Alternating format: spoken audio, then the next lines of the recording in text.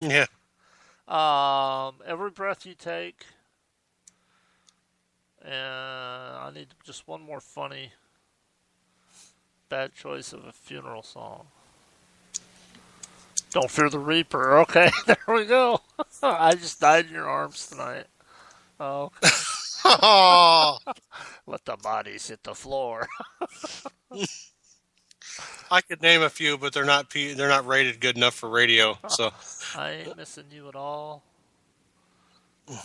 Oh man, this is bad. Oh, push it by Salt and Pepper.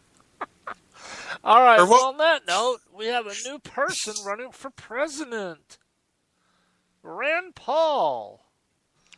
And you Eh, know that right before he made this announcement, he called his dad, Ron Paul, and he's like, "All right, Dad, I'm gonna announce. So can you please quit saying all these stupid things like Iran just wants the bomb because they just want to be like everybody else. They just want to be respected. There's no reason why Iran shouldn't have the bomb. Things like that." yeah, no, you know what? And because of his dad, I am not sold on Rand at all. Well, Rand is a libertarian, but he does sometimes say things that don't really jibe with the libertarian mindset. Um, says here, this is on from the Clinton News Network, CNN. Uh oh. There we go. I don't know if anybody heard that, but we had someone cut in on us there. Let's try this again. I heard something in the background. Yeah, it was one of them autoplay things. It was trying to hijack the show. There we go. All right. Anyway, this is from the Clinton News Network, otherwise known as CNN. For Rand Paul, it's all led to this moment. Since riding the Tea Party wave into the Senate in 2010, Paul has carefully built a brand of mainstream libertarianism, dogged advocacy of civil liberties, combined with an anti-interventionist foreign policy and general support for family values. He bets this will create a coalition of younger voters and traditional Republicans to usher him into the White House. The test of the theory began Tuesday when the Kentucky senator made official what has been clear for years: he's running for president. Today, I announce, with God's help, with the help of liberty lovers everywhere, that I'm putting myself forward as a candidate for President of the United States of America, Paul said at a rally in Louisville. He immediately hit the campaign trail for a 4-day through New Hampshire, South Carolina, Iowa, and Nevada, the states that traditionally vote first in the primaries.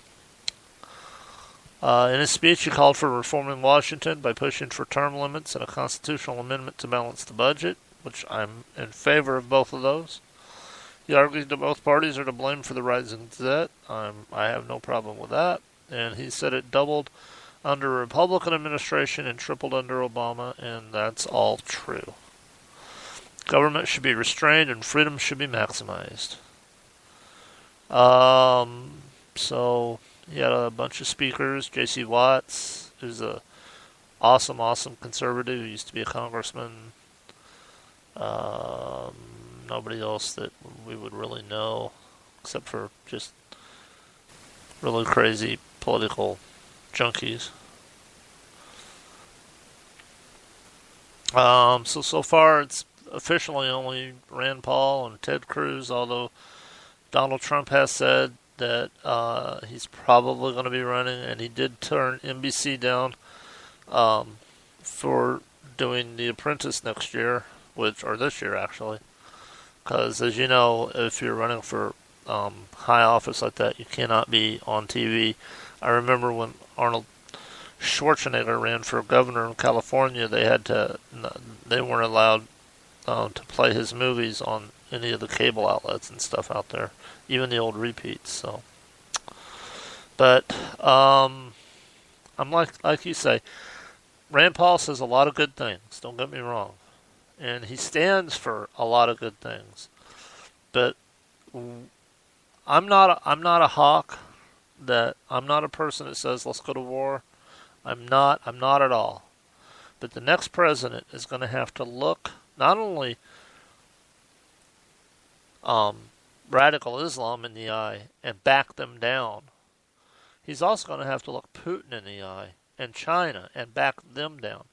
They both are building their military by leaps and bounds, and China is developing a deep water navy that their goal is to compete with us. And our navy is at the smallest number of ships that it's been in almost 50 years. So while I like a lot of things that Rand Paul says and stands for, it's his foreign policy. I just don't think he'll be strong enough to deal with the problems that the next president's going to face. Because all this stuff that Obama has done is going to come to fruition in the next few years, if not sooner. I just pray that we get somebody else in office before Iran gets the bomb and decides to blow Israel off the map. Because Obama will stand by and won't do a thing.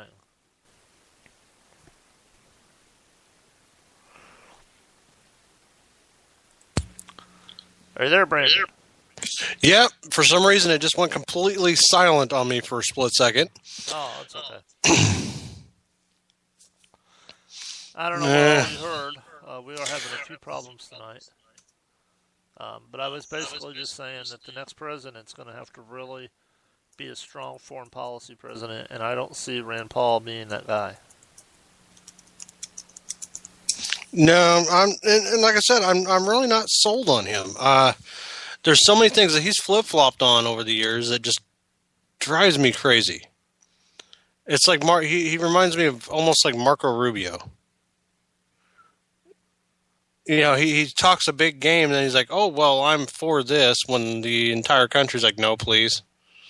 Well, you think you're talking about Rubio and that immigration thing that he got kind of suckered into.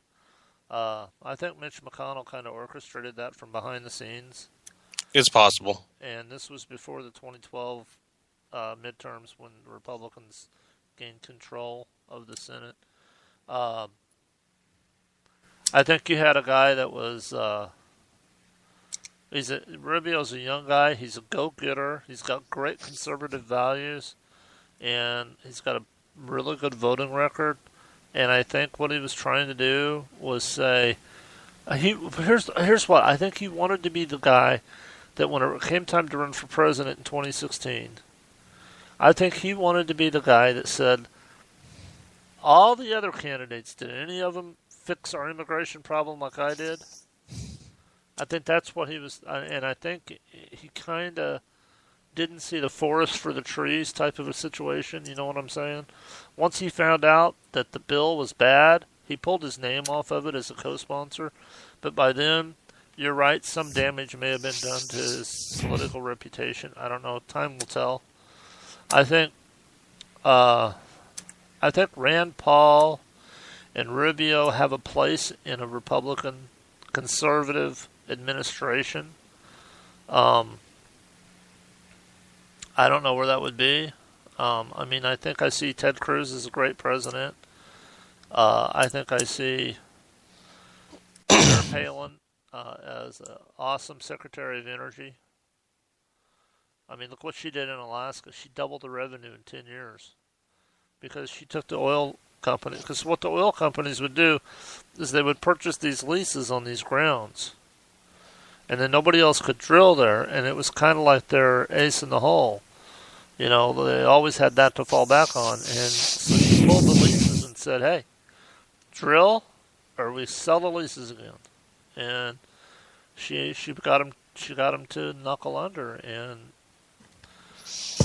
Alaska's constitution makes every member of Alaska equal shareholder in the profits of the I don't want to just say mineral rights, but the natural resource rights. And so she did some good things as governor, and it usually gets lost in all the turbulence of the left attacking her as not being smart and all this. And I can see Russia from my porch, which of course obviously she never said that. Tina Fey said that on Saturday Night Live. But it's odd how that gets attributed to Palin, isn't it? Yeah. Well, and I'm also I'm going to go off on a tangent here a little bit on this. Uh, I'm having some really bizarre errors here, Chief. I was looking up another talking point for us here and went to click on it, and this has happened 3 times since we've been talking. Uh-huh. 3 times. Uh, it says the website is not available. That's weird. Yeah, you click on details and it says the server, whatever it is, cannot be found because the DNS lookup failed.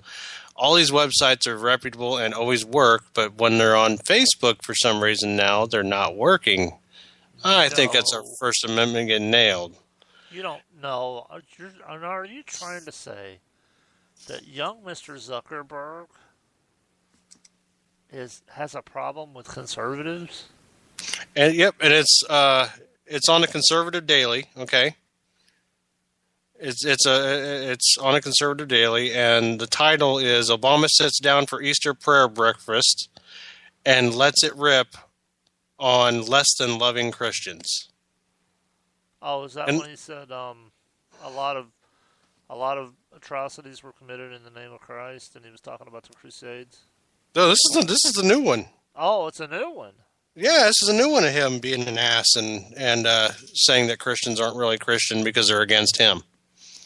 Well, and lo and behold, it won't pop up.